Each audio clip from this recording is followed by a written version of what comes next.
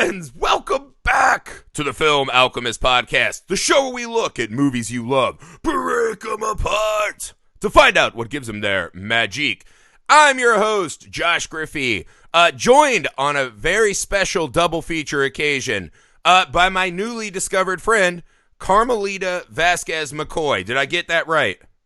Valdez McCoy. You were so close. Damn it. It's a lot of name. There's so many letters in there. That's fine. You can have as much name as you want. I'm on record. As much name as a person needs, right?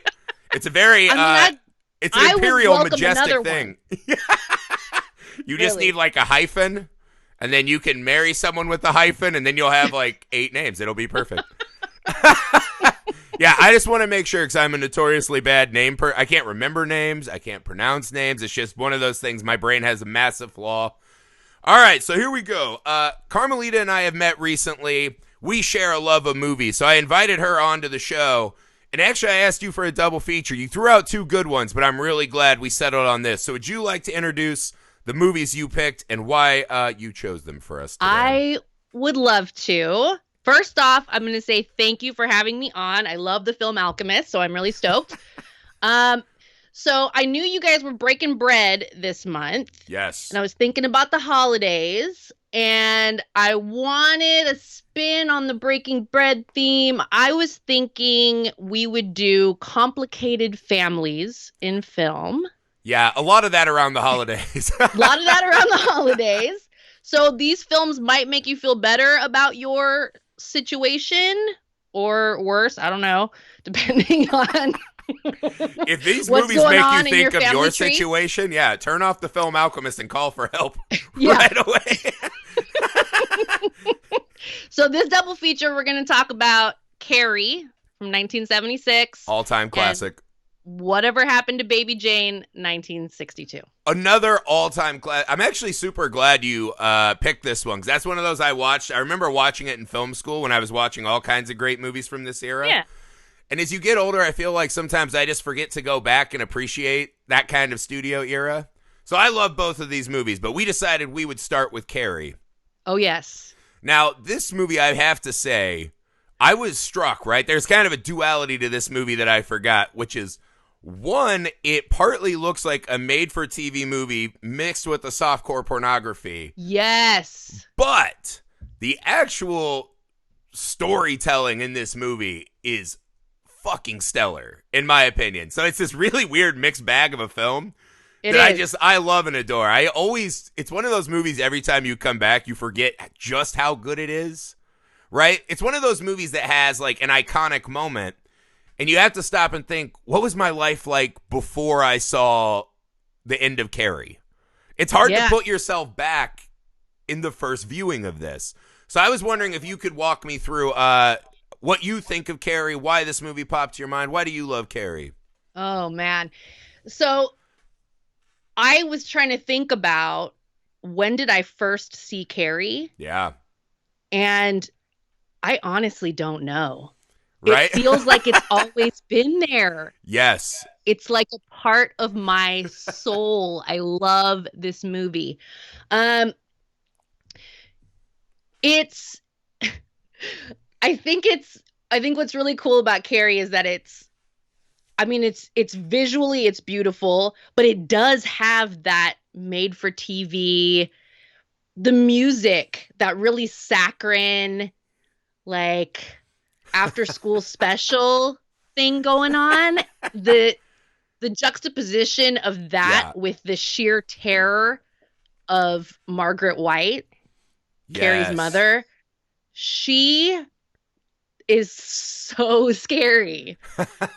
Like I would hang out in the burning gym before I would sit across the table from Margaret White. She is just absolutely. Ooh. Yeah, it's so funny, man. They perfectly designed a character that has so many things that I don't like about people all in one person.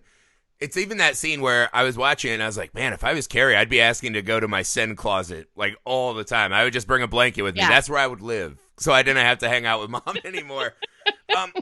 But it is one of those moments, right? Carrie at the prom, bucket of blood and then the fire behind her, obviously. It's kind of a whole sequence of iconic images. You can Mm-hmm. pick any one you want. But there's just this almost alien look to Sissy Spacek that works so well in that moment where it's like, how can her eyes be as large as an anime character's? But they're so full of fucking rage and wrath. And it's just such an unbelievably fascinating journey to get to that point of her just fully unleashing.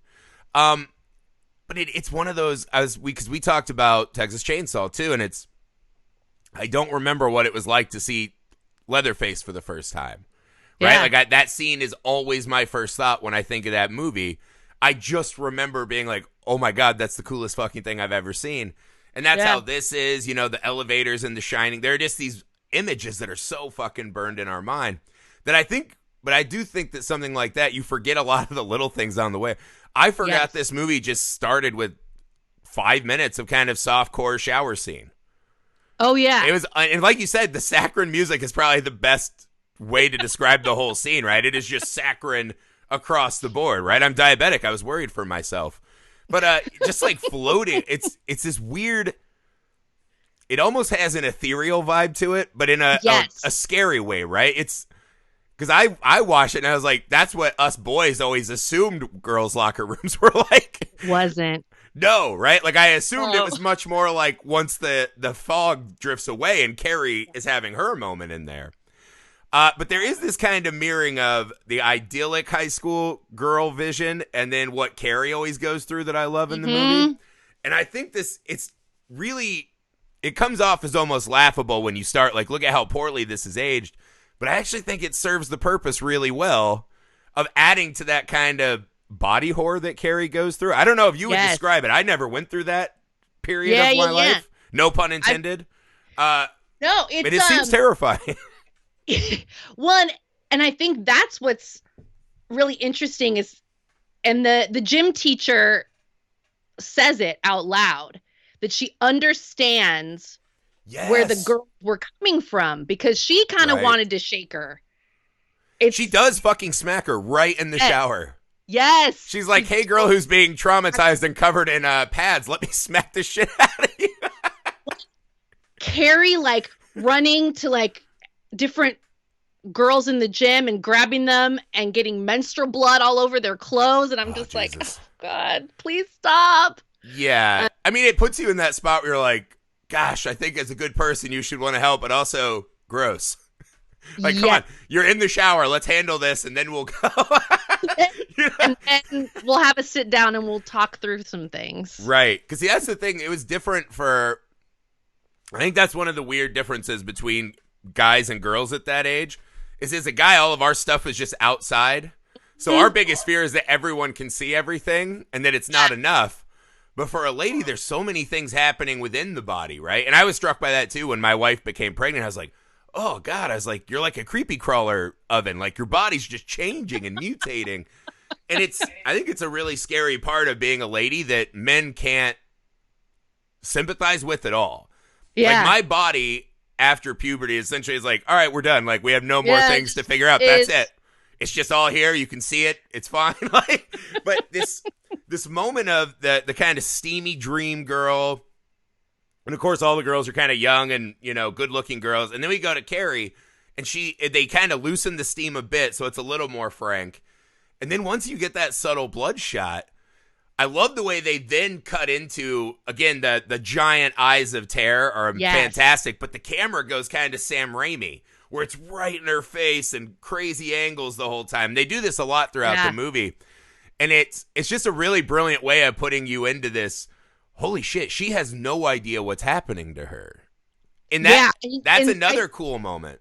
One of the things I really love is that, in some shots, especially with that kind of hazy, dreamlike quality, it softens her out. Yes. But she has this very angular face. Yeah. And so they'll change the camera, and then so in one moment she's this fresh-faced, little freckle-faced girl, looks very sweet, and then they pivot and you get all the angles. Yeah. and you can see all the rough edges. Right. It's cool. Well, yeah, when you put a camera like 6 inches from someone's face pointing up, right? Like the Yes. shadows and the lights, it just change. But I think that's the brilliant part of Sissy Spacek. And Shelley Long had a little of this in The Shining. There's just a look that you can't Mm-hmm. replicate. And when the eyes get that big, I think it's one of the brilliant things she does that maybe she doesn't get credit for. I remember my mom used to, I don't know if I should out my mom as saying this, but she would just be like, she's so peculiar looking, right? Like, it just bothered her to watch Shelley Long in The Shining. Just like, she's like, I don't like what I'm looking at. I don't get it, right? And Sissy Spacek has this too, but it's not just, she goes beyond just having, kind of an interesting look. But the way that the eyes can at once be completely helpless, Bambi looking down the barrel of a hunter's gun, to what she becomes in the end. Yes. I absolutely love it. It's brilliant. And it's really cool, too, because I like what you said, too, about the way they sometimes shoot her with soft edges.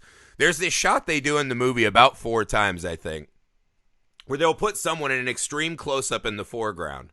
And then Carrie's kind of in a soft focus in the background. Mm-hmm. They do it when she says she loves Tommy's poem.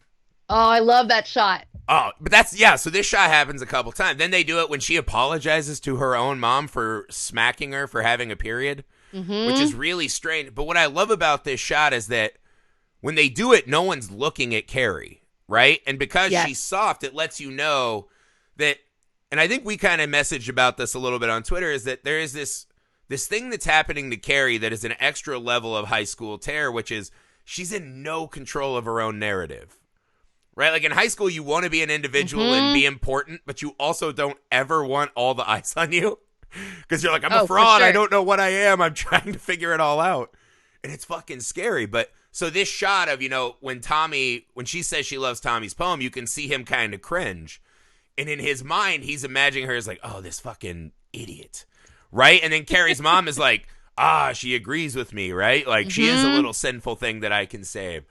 And I think that always pushing her to the background like that just builds to this scare. I think you actually described it to me as the futility of her existence. I think that's a fantastic way to look at Carrie's struggle in this movie.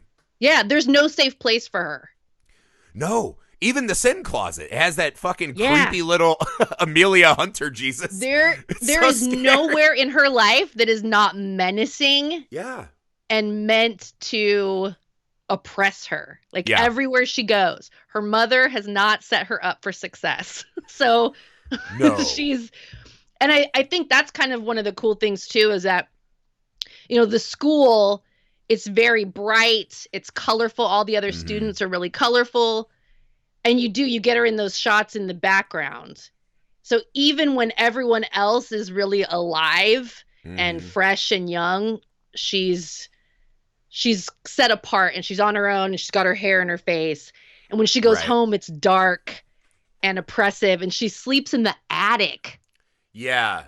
And that's she's one got of those things that seems kind of cool as a high school kid, but not in this version of that life, right? No. When I was a kid, I remember just desperately wanting to sleep in the basement of my house. I was like, it'll be like my castle. I'll be free down there.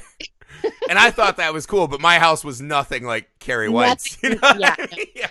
Like that reeks of a, kind of a Cinderella Quasimodo motif to me. It's really scary. I think, because this is the weird duality of what Carrie goes through, is when she's at home, she is abused and traumatized for wanting to learn anything, right? Yeah. And then when she's at school, she's so afraid to be confronted by anything. So it's this weird, I'm afraid of everything, but I want to know it, but I'm afraid to learn it. So she really is, she just sits in this movie and almost just begs to be empty and left alone. And I think that is one of the scariest, most powerful mechanisms of the movie, right?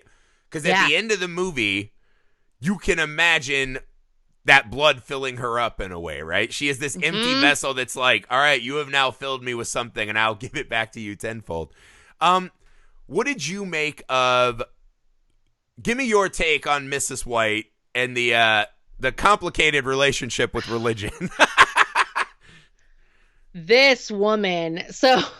I mean, she has to be, right? I was trying to think of this. If you were doing just the top 10 best characters in a horror movie, I think Mrs. White is up there. I know a lot of people would say she's kind of one-dimensional, maybe a little melodramatic, But if we're just Oh, talking purely terrifying and someone you might see in real life, she's way up there for me. way the fuck up there. She's way up there.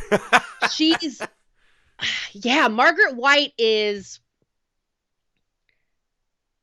I think the thing about her is, some people, some characters will kind of spout fire and brimstone, and you're trying to figure out, does this person really believe like 100% what they're saying? Right. She 100% believes what she's saying. And that's what's really scary about it, because she's not just religious. Like she's taking it in this whole other direction, and she's 100% in. Yeah, to the detriment of her relationship with her only daughter. With her everyone. We only see her interact with one other house mom, and you see this lady just like, I'll give you $15 to get the fuck out of my house. Get out of here. Like, please just get the fuck. Because she's standing there for like 3 minutes, and she's already judging and like raising her hand in prayer, and this lady's like, what, 20, 25? Like, what is this going to take? And even when she gets the donation, she's still mad about it. Oh yeah, she's giving her the evil eye. She's just she's so bitter. Oh God, yeah. I mean, this is the weird thing though, right? And this is something that I grew up in a really religious kind of community, and there is this unusual relationship that Carrie's mom has where she only reads the part that are about bad stuff. Mm-hmm. Like she kind of forgets this whole gospel of love thing, and like, hey, Jesus was hanging out with the prostitutes trying to like make the world a better place, you know? Like, what about that stuff? She's like, no, just the thing about my daughter might be a witch, so I should stab her. Right? Like, I cannot suffer a witch to live. Yeah, and it's really, because this is the thing that I think is always scary. Like, my favorite religious or subgenre of horror is always religious horror, right? Yeah, me too. It's that famous quote, right? Whether God is real or not, both answers are the most terrifying answer, right? Either we're completely alone or there's some giant puppet master, and it's terrifying. But I think even more than that, it's what people will do when they can find a way to give themselves an excuse, right? Yep, 100%. So, watching her journey, because there's this she's taught her daughter properly, right? According to the gospel, raised her in a religious home. Right. In her complete devotion and raising her daughter this way, like you said, to the detriment of her daughter's life, she still doesn't think it's enough. So there's a built-in fatalism that she doesn't think Carrie could possibly be okay. And that's fucking scary, because it always is introducing the thing. It makes Carrie the thing she's trying to destroy. Yes. Even before we get all the way to the end of the movie. It's really, really scary. Yeah, it's unsettling. And I think one of the cool things that happens as you go through the film, she's talking about that, the boys will come sniffing, and now you're, because of your sin, you're now in this position. This is something you did that you did wrong. If you hadn't sinned, this wouldn't have happened. And she's blaming Carrie. And then you get to the point in the film where she finally outs herself. Yeah. Oh my God. That scene is fucking lusted. Stellar. Yeah. To produce Carrie. And Carrie is the product of her deepest, darkest shame. Yeah, there is a weird version of me that's like, I want that prequel movie. If we're doing all these prequels and remakes, I want to see, like, the Charlize Theron monster version of Margaret White running down these honky tonks. You know what I mean? And Piper Laurie, we were talking about Sissy Spacek. Piper Laurie has this great look because she's kind of got this round face, and she's got porcelain complexion. She's got the crazy hair, but there's these moments where you kind of look at her and she's almost soft looking. Yeah. But it's like it's in the eyes. Yeah, no, there's no kind of like ferocity from her look. It's the way, and I think that's the extra scary part, is that the way this facade of a nice soft, like she looks like one of Cinderella's like godmothers, right? Those little fairy godmothers from the cartoon. She just kind of got this like soft little cherubic look. But the way that is the front for this fucking vile venom that is pouring from her, right? Is Yes. really scary. Like when she's just like, whiskey on his breath and he abused me and I liked it. And you're like, holy shit, this just went there. But the thing that struck me too is, so not only is she fatalistic about Carrie can never be okay, right? That despite her doing everything right, they're still doomed, right? There's an extra scary level to that. Another element of this that I found really fascinating is I think it's weird that a woman like this, because this is the thing, I'm not familiar with the Christian take on periods. Right. It's like, is that actually a sin to most Christians, or did she make that up, right? So I don't know where she pulled that out of. Yeah, that was not talked about in my Sunday school, so I don't remember that part, right? I remember the whole, like, oh, the woman ate the apple, shame on you. Yeah. But, whatever. But the thing that, in the face of Carrie's abilities, right, raised as this kind of religious role model, the fact that her mom doesn't see anything divine about that, right? There's this weird part of her Christianity that this supernatural element that we see, instead of seeing that as some kind of message from her God, it automatically has to be Satan. It's this extra dumbfounding, because that's the weird part. People always talk about give me a sign, and there's a show about God friend requested me now. Like, give me something, God.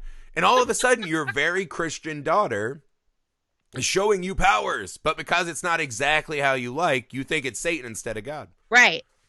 Right. No, absolutely. Yeah. And that is really interesting. Like, there could be a version of this story where the mother sees this as a divine gift. Right. That can be used to, benefit the world or their God. And she absolutely doesn't. We did not get that version of the story.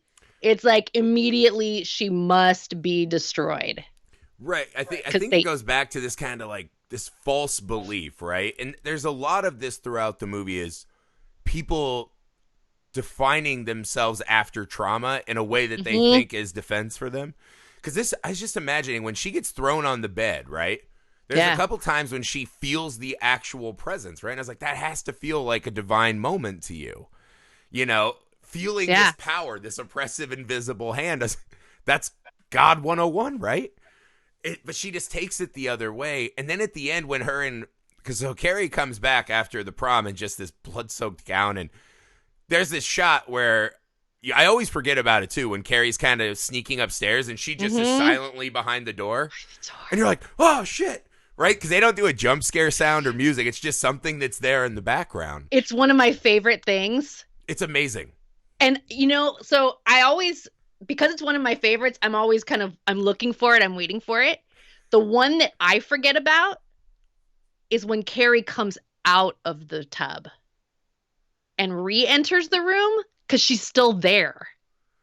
Is she really? Holy shit. Yes. Well, that's one of those weird ones where you're like, how long was she there? The whole time. She was behind the door the whole time. So Carrie goes in, she takes her bath. Carrie comes through the door and she starts calling for her mother, and then Mrs. White closes the door and she's standing there up against the wall in her little white nightgown, looking ready to do murder. Terrifying. But also imagine this. This is the kind of thing I love when movies, I don't know that this was intended, but it adds an extra layer to Mrs. White. You're like, imagine your child comes home covered from head to toe in fucking blood. Yes. And you're not at all like, I should at least ask one question, right? Like, she asked no question. The first time, Carrie just is like, they did laugh at me. Hugs her mom, and her mom's just like, well, about when me and your dad used to fuck, right? Like, there's no like, hey, is that your blood? Is that a pig blood? Like, what is happening here? Yeah, right? Is that the neighbor kid? Like, there's no concern at all for who the blood is. And that tells you an awful lot about where Margaret is at this point. Oh, absolutely. Yeah. Absolutely.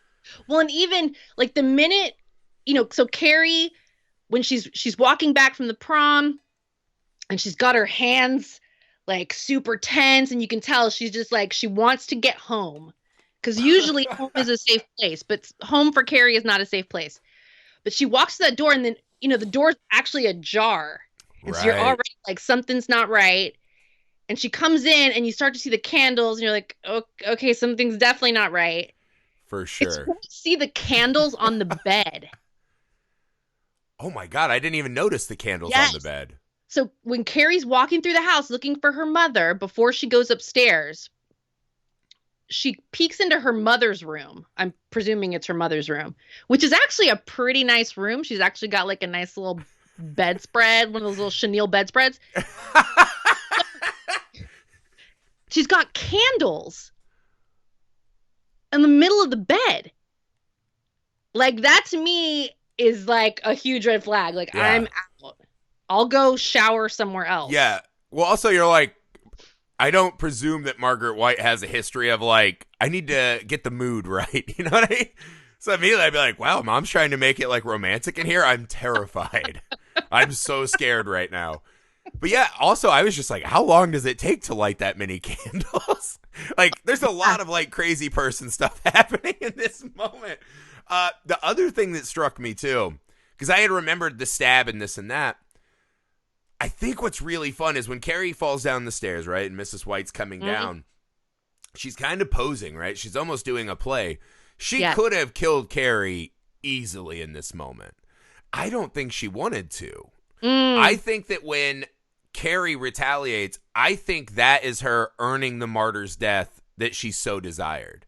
And I think when she dies, right, and her head sinks and she kind of has that shit-eating, little smile, right, there's a bit of, you have just proven me right, even though it was completely me that forced you into this corner, but again, it's that lack of being able to, look at it objectively. She's just like, your powers have turned evil to where you're willing to even destroy me. I died fighting the good fight. I was right all along. And so she gets to escape her suffering and be right for maybe the first time in her life. I forgot that because I thought her mom was viciously trying to murder her. That's just what I had assumed from my previous viewings. Sure. I don't think she is at all in this moment. No, it's a good point. And you bring up the martyr thing. Like, I don't know how familiar you are with saints. I grew up Catholic. Almost zero? We love saints. Right. So it's really struck me this go around that when the knives come and start pinning her coming across, it looks like one of those prayer cards for Saint Sebastian. If you look up Saint Sebastian, he's got arrows coming out of everywhere. He's a martyr. That's not good. That's the least they should give you if you get shot with arrows. It's overkill. Yeah, it's not good. It's weird too because the little scary Jesus in the prayer closet has Margaret White's hair and the like matching wounds and all that, which is kind of weird. Like maybe that's Carrie subconsciously is doing the art piece on that. Yeah. But it's just so weird too because the other thing I had forgotten is how orgasmic her death sounds. Like she's just like she's just completely getting off on this grand plan that she had to become a martyr in her own ecstasy. Mind. Oh, absolutely. There's no sadness. There's no grimace. No remorse. I'm not scared that I'm dying. Just all the way in. And that to me is so fucking terrifying. Among all the things she does, I think the orgasmic death and then the smile is so terrifying. Now, there's a moment here, too, that I really wanted your opinion on. Why does Carrie run to her and just embrace her mom in the end? Like, what the fuck? Right. Like, that's one I can't wrap my head around. Right? Yeah. Like, that's the complication. Like, Carrie has had there's nothing supportive about her mother. Nope. There's nothing comforting about her mother. And at the end, she still wants her mother. Yeah, I mean, I guess it's this kind of just primal nature of us. We all, in our scaredest moments kind of want mommy, right? We all revert back to that. But it's like my kids do that all the time, right? If things are cool, they'll hang out with me. The moment it's not cool, it's like, Mom, get out of here, Dad. Right? So I get that. But I was like, I think your mom just stabbed you. She totally did. Maybe enough to just walk the fuck away. Maybe. I do think there's a moment in there. The only thing I could come up with in my mind is that after what Carrie has gone through, right? And now it's over. She ended it with the school and ended it with her mom. That this movie has this running theme of just the way that trauma is passed between people, like a disease, right? It's very virulent in this movie. That maybe at the very end of that, as sick as it is, there's a moment of, now I can fully understand the damaged person that you were. Right? That whether right or wrong, for just that minute before she dies in the sin closet, she understands her mom a little bit. That her mom suffered this enormous trauma and just never escaped it, right? And in that moment, seeing her mom release it and this blank slate, she's able to project that on herself and maybe a what could have been. Because you see it a lot, right? You see, so they traumatize her. The gym teacher, in turn, tries to traumatize the girls and is smacking Chris around. Even though Chris is being a piece of shit, you're still physically assaulting someone, right? Right. I've never been one of those student. a fucking student, right? I've never been one of those guys that believes that you can just, like, fist fight people into getting along and acquiescing, right? Like, I think if you punch someone, they're going to want to get revenge, right? There's a smallness. Those of us who have been hit and this and that, like, there is a... I feel small and worthless, and then you see Chris, like, want to fight back, right? Yeah. But it happens throughout the movie, because then she goes, and then she's being bullied by her boyfriend, and she's trying to bully him about how stupid he is and this and that. There's just this constant circle of just passing these bad moments along. So by the end, you almost look at it that all these little tiny moments of trauma are just drops of blood in that fucking bucket. And it just kind of pours over everything by the end of the movie. I think that's a really, really nice extra layer that they added. Just these, every character is constantly being a dick to someone. Absolutely. All the way through. It's fucking insane when I rewatch it. Everyone in this movie is a piece of shit. Because you even get the idea that the teacher is trying to be nice to Carrie because she was probably those girls who traumatized someone when she was younger. Yeah. And then she tries to say, oh, a poem is beautiful. And the teacher's like, nice criticism, dummy. And you're like, Jesus Christ, like, can someone just, like, not be mean? Now, here's something I wanted to get your opinion on, right? Okay. The one act where someone thinks they're being a good person is when the girl decides to ask Tommy, right? Tommy's girlfriend asked Tommy to take Carrie White.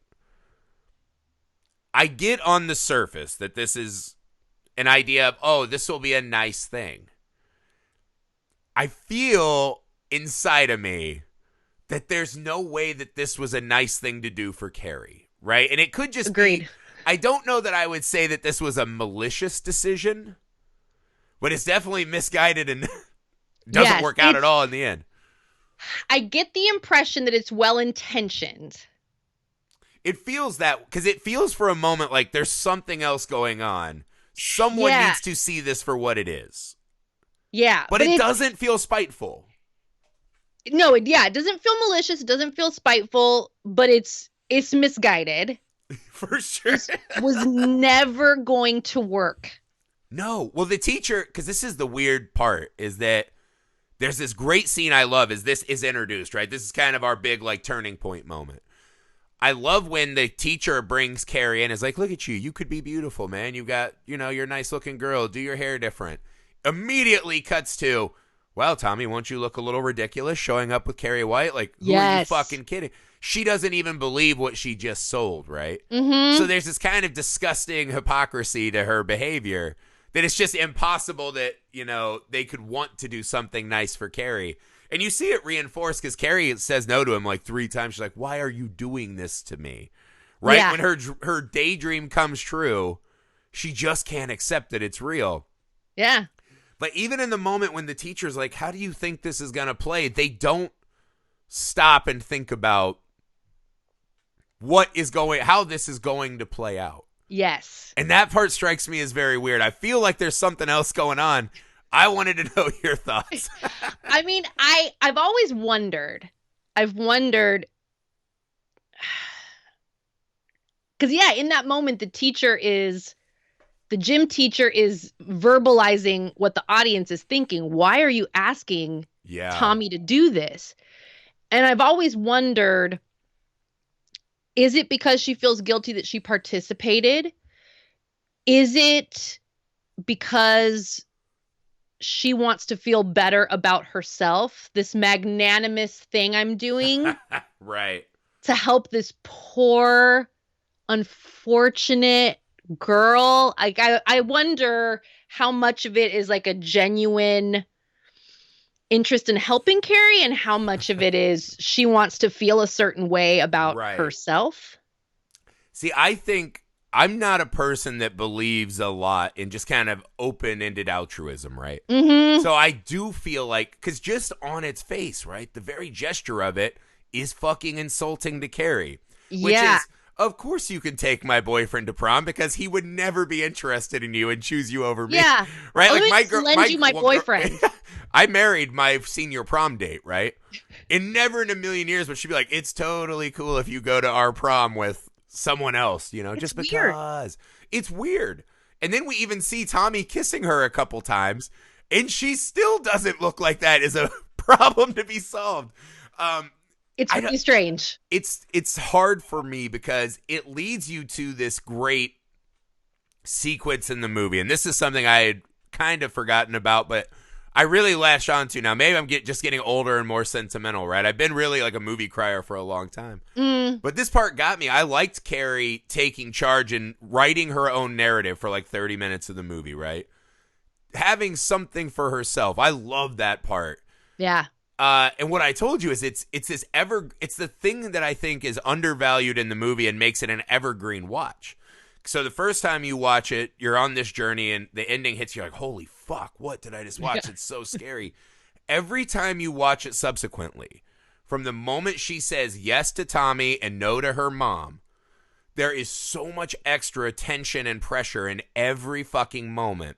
Because Yes. as every time we see her smile, we know how that is going to be paid back. It's Mm-hmm. fucking brutal. It's one of those things that we all can relate to having been high school kids. And this gets back to that. I get where Tommy's girlfriend thinks she's giving her this gift, right? And Mm-hmm. maybe in a way she did. This is the weird part of the movie Mm-hmm. too. What if she doesn't do that, right? Carrie just keeps getting kind of naturally bullied, never has the good moment, never stands up to her mom, so keeps being traumatized by school and mom until she doesn't get to go to college and just starts going door to door with her mom. And, is it better to have loved and lost than never loved at all? I guess Yeah. that's the scary what if of the movie. I was thinking about that too last night. I was thinking about what if Sue had dropped it? Yeah. If What if when Carrie the said no teacher the came to first them? time Yeah. and Sue dropped it, Carrie doesn't go to the prom. Carrie's still trapped in this house with her mother. Clearly, like, yeah, I've wondered that myself. I Yeah, was because thinking about it that. feels like saying yes to Tommy and no to her mom is the most integral part of her reaching that, giant-eyed fury moment. If she doesn't take any ownership of her own life and her own self-worth, as you said, the futility of her existence, right? If she never overcomes that, is she ever able to reach the, power level where she could, commit this act? So Yeah. there's something really important about it's kind of this question, the best laid intentions of trying to save someone. Did they make it worse? Was this the inevitable outcome of all this? I mean, I don't think it's so hard because the moments of her doing her dress when she tries the lipstick on in the mirror for the first time without her mom over her shoulder, without feeling Mm-hmm. guilty, watching her just at the prom in general, it's as adorable a sequence of movie that I can think of, right? Like just her at the like, I don't know how to dance. Should we have punch? Like, should we vote for ourselves? Her walking to the stage is so long. That feels like a 5-minute sequence, right? Yes. And it's, you just want to reach out and give her all the hugs and keep her safe, but you fucking know you can't. You know what's coming, and it's Yeah, so no, you can't. gut-wrenching. It's One of the brutal. things I love is the spinning. You get the spinning Yes. motif. When she and Tommy are dancing, Yes. and they're spinning around as they're dancing, and it's like this euphoric, joyful thing, and there's dreamy lights and there's sparkles and like for that, and then they're laughing. Yeah. And you're just like, oh, Carrie, it's Mm-hmm. all about to end. Yeah. And then when she's standing on the stage and she's covered in the blood and she sees the kaleidoscope spinning of faces laughing. Now, that part struck me too, the Mm-hmm. kaleidoscope, because this is something else I had never really pinned in on. I don't think they all laughed at her. No. Right? Because I do think what you see is that people are fucking repulsed, right? Mm-hmm. And I think every person on a base level, right? Your first you can see like the shitty kids that were in on it laughing. Yeah. But I think there's this empathy in most high school kids that your first reaction would be like, holy shit, imagine if that was me. Not like they're good people, but just the overwhelming gravity of, oh, this is going to be a thing. Like that will haunt you. Like there was a thing that happened to a girl at my high school graduation. I'm not going to repeat on air, but I still think about it fairly regularly. Like weirdly enough, her traumatic moment still resonates with me as much as like my best moments of high school. So I was like, oh my God, the embarrassment. Like imagine, I wonder if she still thinks about it. And you know she fucking does if I do. Oh, for sure. And it's so, but the thing that is so funny is that what happens in that moment is Tommy's spinning her around and kind of separating her from her sensibility, which is this is a little much. And then her mom is almost the one spinning the kaleidoscope, right? They're all going to laugh at you. Yes. And the other cool thing in this moment, because what they do in the kaleidoscope is they cut to Tommy's friends, who clearly are not laughing when we see in the normal view, and then the teacher who wanted to save her, the principal. So it's all people that I don't think would be mocking her. Those are the first ones that she imagines are mocking her. Yes. Right? Like, you have fucking betrayed me and brought me here.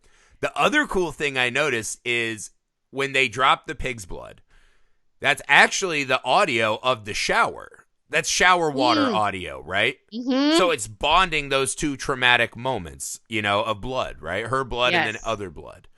And I think it's really because the bucket would just be like a splash and like some drips. They put the shower audio. So as she is turning, you know, she's bonding with this, you know, this will always be my existence here, right? This is just a place of perpetual trauma. This was all a lie, right? I can't remember what her line was, but it was so adorable. Like, again, you just want to hug her, right? Like, I want to hug her like I hug my dog and kids, where you're just like, you're so fucking cute and naive and innocent. And I want that to stay, right? You want people like that in the world. Yeah. You know, you don't want I think it's the Carrie 2, which is just god-awful sequel. Oh, I've never seen it. It's really funny on Amazon Prime, and you should watch it. The funniest reveal in that movie is that we find out that the girl who has nothing to do with it, they're kind of in the same town. The girl Tommy's girlfriend is back. She's a school counselor now after she gets out of the insane asylum. But she finds out that this is Carrie's sister. And I was like, so I think his name was Ralph White, knocked up Mrs. White, and then 36-ish years later, knocked up this other lady. That's who weird. Has schizophrenia and made another girl in this. It's a really weird. It was pretty much a 0-star movie, but I'm a sucker for anything that's wildly 90s high school. And so if you grew up like in my age demographic, you just see those like 90s high school things. You're like, holy shit, I love this, even though it's bad. But the teacher in that, there's a line when they're talking about Shakespeare and like inevitable tragedies, and he says this line about a romantic how refreshing, a cynic how cliche. And that's how I feel about Carrie. It's just refreshing to think that there's someone like her, right? That is just so good. But the line she says at the prom is, you know, it's like being on Mars. Like, she just can't fathom that good things are coming her way. Yeah. And even as the date is going well and Tommy's a pretty good guy and he doesn't feel like he's just doing it because his girlfriend told him. He's really buying in and being a good dude about it. And that almost makes it more horrible. Right? It's an insidious kind of like subplot of the movie, which is some people, just by giving them hope, you're hurting them more. And it's a repulsive, cynical mindset that I don't love as I'm rooting for Carrie. It really made me mad watching it. It but made me pissed. I mean, you can't help it in this context. Like, Yeah, because I definitely like over the years, like I'll sometimes when I'm watching Carrie, like I have that moment of, oh God, okay, dial it back, Yeah. Tommy. Dial it back, Tommy. Yeah. He's going to Maybe take her to the beehive and do all these things with her. You just want it. Like, I was like, I want the, what is that? She's All That version. Like, I yeah, want it to work out. You're like, I know what's coming, but maybe it'll be different this time. You're so praying that she doesn't have to go through this. Because she's become this kind of larger than life avatar for all of us. And I think yeah. it's especially traumatizing for, women in high school, I can imagine. Because for us, our biggest problem, like, you can't really do anything as a guy that was too bad. You might Mm, be like a nerd or whatever, but like women just deal with so. I mean, I don't have to tell you; you would fucking know. oh yeah. I'm No, it's only the saying what minefield. my wife told me as we watched the movie, right? Because she went to high school with me, and she's like, "You don't even fucking know what it's like for a woman in high school." That's what my wife told me. So I'm not trying to mansplain, right? I'm just No, repeating I know. what my wife said, and she's just like, "Yeah, you don't get it, man. Like everything." Because she's like, "How early did you get up to go to high school?" I was like, "I don't know, like 5 minutes." I'd roll over and like smell my clothes, and if they were fine, I'd go. And she's like, "I used to get up 2 hours before I'd want Yeah. to leave to like get ready." And I was like, "You Hmm. got ready to go to high school?" Like, wow. So like, my wife was just illuminating all this, and as she's saying it, I'm like, "Well, now I'm even more sad for Carrie. Now you're making it even worse." And her mom's like lashing her on the way out the door. Yes. Fucking brutal. It's good. Okay, some other quick questions. Why do you think they went with the pig's blood joke? That is such a hardcore joke. It's pretty hardcore. I grew up as a country kid, and I was like, this would have been extreme, even for the country kids I knew. It's extreme. And when you think about, I forget about this sometimes when I haven't seen the movie in a while, that they slaughter the pigs themselves. Holy shit, yeah. And not only did they slaughter it, but with the fucking sledgehammer. Like, they didn't Yes. even, like, bring a knife or a gun. Yeah, Like, no. something kind of, a little, I guess none of it's super humane. But I was like, you just fucking smashed that thing's head like 4 times? Yeah. Ugh, The that was lengths brutal. the lengths that Chris and her boyfriend, because he wants to get laid, the Yeah. the lengths that they're willing to go to for this revenge is pretty gnarly. Like Yo, well, it's especially intense. considering Travolta looks like he's 35 and not in high school. He's like, all right, my high school girlfriend who I smack around, I guess I'll go murder pigs for. And then I was like, how are they pumping the blood out? There's like a whole lot of weird There's a whole happening lot in of that weird. scene. I always think about the smell. Yeah. Yeah, if you You grew know up in the the smell? country, like when the wind shifts and you're like, oh, the chicken farm down the road, I can smell. Yeah, it's not good. It's gnarly. It's gnarly. But the other thing, too, is how this is Chris's orgasmic moment. Yeah. Right? Like she constantly feels like she's doing this like kind of stringing Travolta along with maybe you will get sex, maybe won't. Even the Hmm. only sex act we see is it seems like she's giving him a blowjob, Yeah. but is monologuing the whole time. So I don't know if that's even like just a tease moment or something. Yeah. But this is her moment of ecstasy. This is the moment she actually feels happy because they do this kind of cool smash cut where it's Hmm. like every swing they cut to her and she's like, yes, yes. And you're like, oh my God, what is wrong with this girl? You're Yeah. like, this is just No, because the PE teacher made you do CrossFit? she's so What the down. fuck? Well, and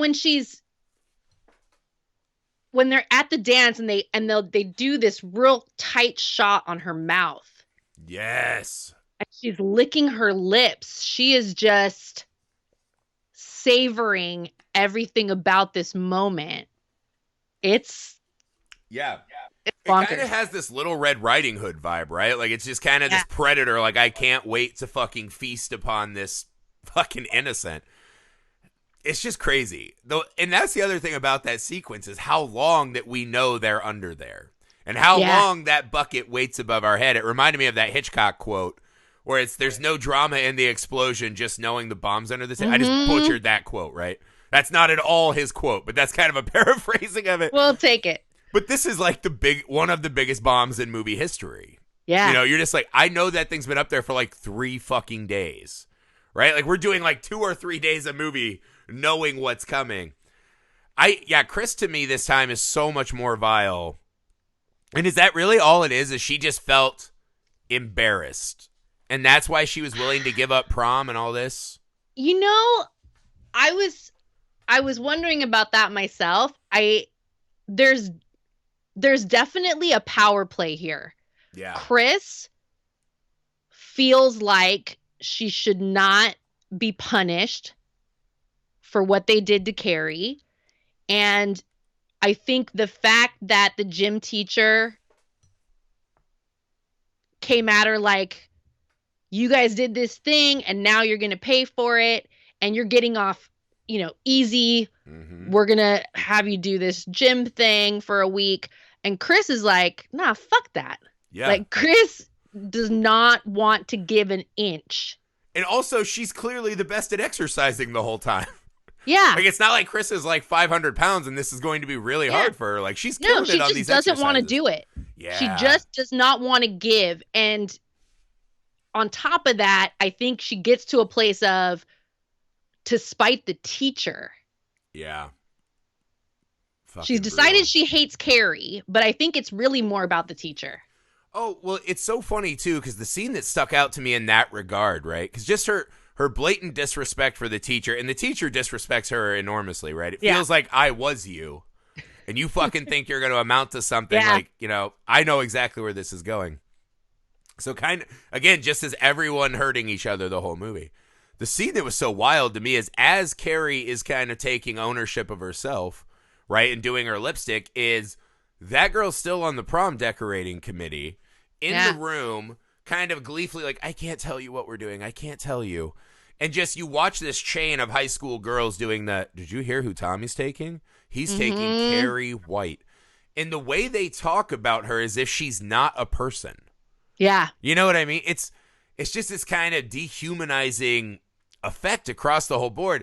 And I don't think that Chris honestly gives a shit about Carrie White at all as part of her vengeance, right? It is just this, she's so fucking beneath, just the same way, like, I don't care that that's a pig. I'm just going to smash its brains out for my comedy. Like, it's really, Chris is a really hardcore high school kid. Yeah. Right? And then the weird part, when intense. she's watching the massacre, you get the sense, too, that she has no remorse for what she's done.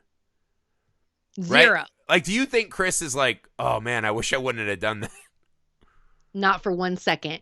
You don't think she's a very insightful person? Second. Maybe 10, 15 years down the road, she has some kind of life-changing experiences and comes to a moment of self-reflection. But, like the gym teacher? Yeah. Well, sadly, 10 or 15 minutes later down the road, there are no more reflections to be had. It is kind of interesting when the massacre starts. Yeah. And Chris and her boyfriend, was it Billy? They're outside because they got kicked out, and they're looking through the window, and she does have a look for a second. Like, oh shit. Yeah. What just happened? Yeah. Like, for maybe just a second, she's thinking, fuck, what? Yeah. What's going to happen now? It's so, and this is the part that I think is one of the hardest parts of the movie, right? The three people most directly responsible for this massacre are Tommy's girlfriend, through good intentions, right? Yeah. Which we all know the road to hell is paved with good intentions, right? Now that we're doing quotes all show. And then Tommy and Chris just run out laughing, right? They run out by the drum set, and they're just watching their handiwork. The three people most directly responsible for this don't suffer the wrath right away. And this whole gymnasium of just other kids all get slaughtered. The teachers, the principal, Tommy dies in that fire, right? Good Tommy dies. She had no compunction to save him. It's the moment of, I would like your take on this. When that blood hits Carrie, right? What is happening in her mind? How do you visualize this? Again, this is probably, more of an experience you would have had in high school, the kind of fears and this and that. Of being a young lady just strut up there to be embarrassed, right? What do you think is happening in Carrie's brain? Because it looks like there's nothing happening, but that can't be it in my mind, right? No, no. I think there's probably the split second of shock, Right? Yeah, for sure. Ew, like gross. yeah, gross. But I think it's probably a whole lot, just like we see the kaleidoscope spinning. Right. I think it's probably this rush of thoughts, and her eyes are getting really wide, and she's all tensed up. Yeah.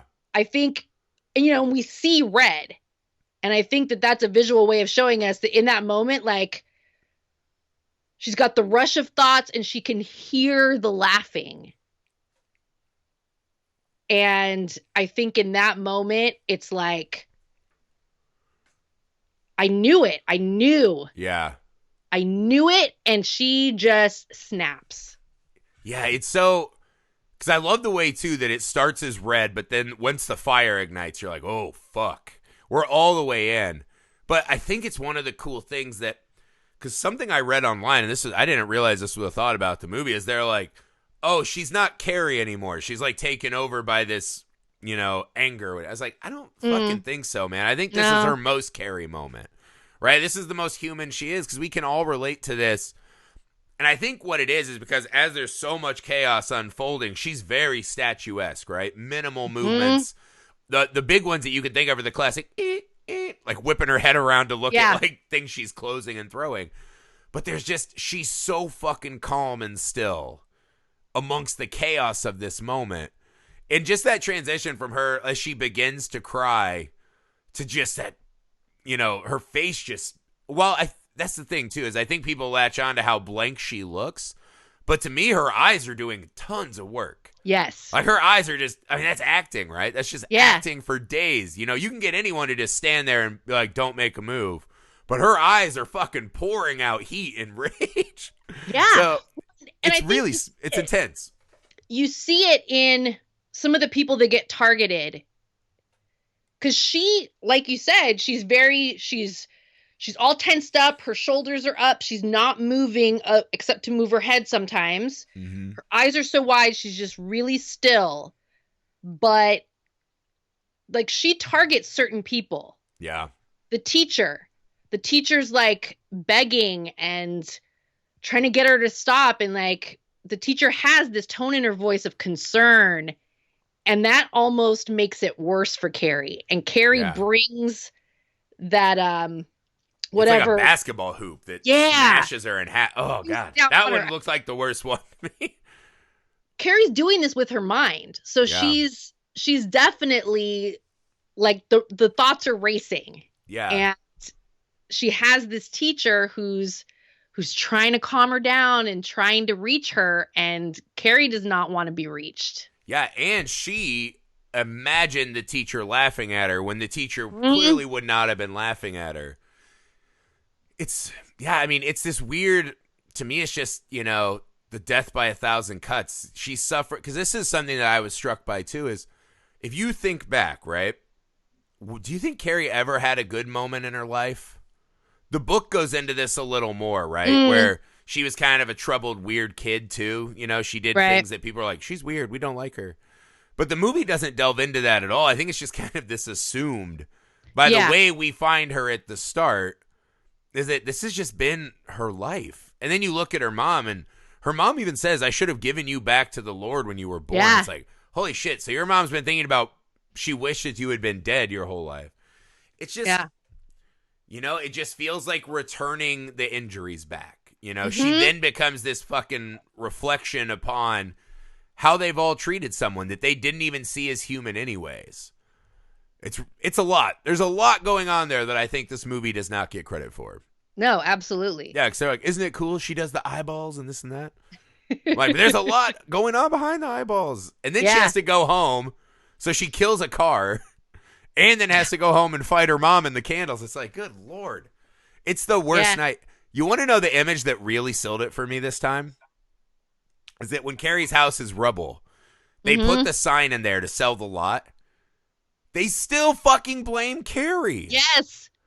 And it says Carrie Carrie White must die. Burn in hell. Or burn in hell. Yeah, I was like, what the fuck? I was like, she still can't catch a fucking break. I mean, technically, yes. She might have been causing some of the carnage. But, they lit the fuse. Yeah. Chris lit the fuse. It's even before that. Like, I don't know if you caught it. When the gym teacher is holding the first session of the detention, you see like someone from the janitorial staff is cleaning graffiti off the door behind them, and it says Carrie White eats shit.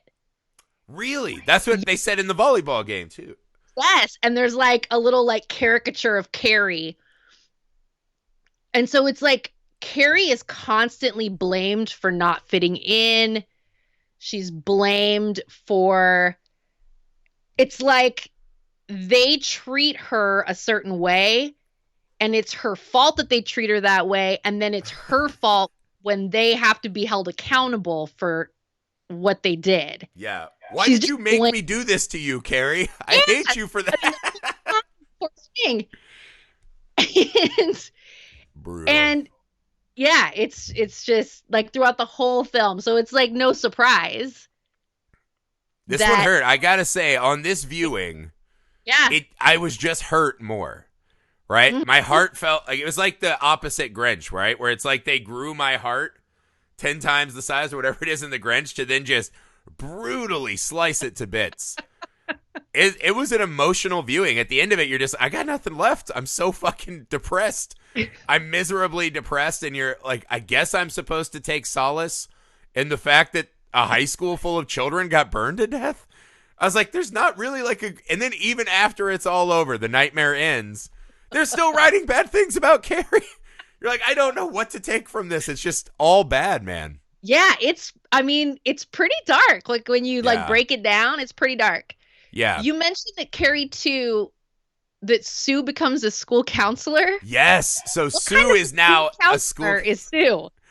Not good, because it seems like her strategy is, I'm going to bully this girl into revealing she has Carrie's powers, then breaks her schizophrenic mom out of the asylum so that she can tell this girl that she is Carrie White's sister.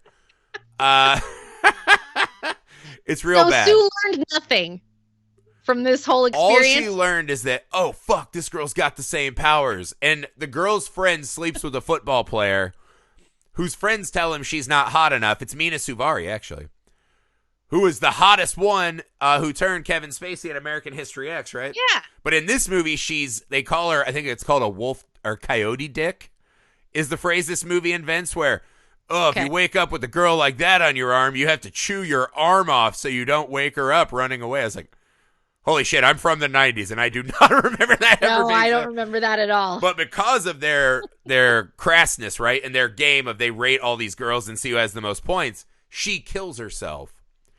And this sets Carrie on the demolition path with these kind of football bullies and this and that. Or not Carrie, I think her name's Kristen. Something. It's weird because it's called Carrie 2, The Rage, but it's not. But there is no Carrie? No, they cut away to the red shots, right? And some of the gym murders. So they put that in just in case. Because if you're watching, you'd be like, why is this called Carrie 2? They just have some of that in there for good measure. Yeah, that's what I was saying. It's essentially a 0-star movie. But if you like 90s high school, there's a lot of those moments you're like, holy fuck, that's how we used to dress. Like, Jesus Christ. Or like they're in a diner that's playing like, kind of smooth R&B. And I think it's Jason London is the romantic lead. And he goes, oh, of course he is. Yeah, he's like, this music sucks. Don't they have anything good like Garbage? And I was like, 90s kids, yeah. It was a time and a place. It was a thing. I remember it fondly, so I'll give it stars for that. But as a Carrie movie, so bad. Horribly bad. And this is the other fun thing. Every time she almost uses her power, they do this like extreme close-up cutaway to black and white. Yeah, it's real weird. Actually, I just think you should watch it. After our conversation, I think you'll actually get something from watching it. I might have to now just to experience it for myself. I'm one of those guys. I always tell this to Alex because he doesn't love horror movies, so we debate a little bit on, what are worth watching movies and this and that. Right. And I'm like, honestly, as long as it's weird enough that I feel like, well, I'll remember it. That's my threshold for movies now at this age. Like, I just want it to be memorable, even if it's memorably bad. That's all I really want. And Carrie, too, definitely is that. There you have it. All right, guys, that's it for Carrie, man. I hope you had some fun. Sometimes it's fun to talk about bad stuff. Yeah, I fucking adore this movie. And I was really glad to have the chance to rewatch it and have my wife tell me about how traumatic our high school experience was without me realizing it. I learned a lot this time. I felt good about it. All right, guys, as always, thank you for joining us. If you find the pod somewhere where you can leave us a rating and review, please do. Share the show with one of your movie-loving friends on all your socials, as the kids say. You can find us on YouTube at Nerd Alchemist. That's plural with an S. And join us again right now, for Whatever Happened to Baby Jane. Thanks for joining me. Oh, thank you. We'll see you in a minute. Bye.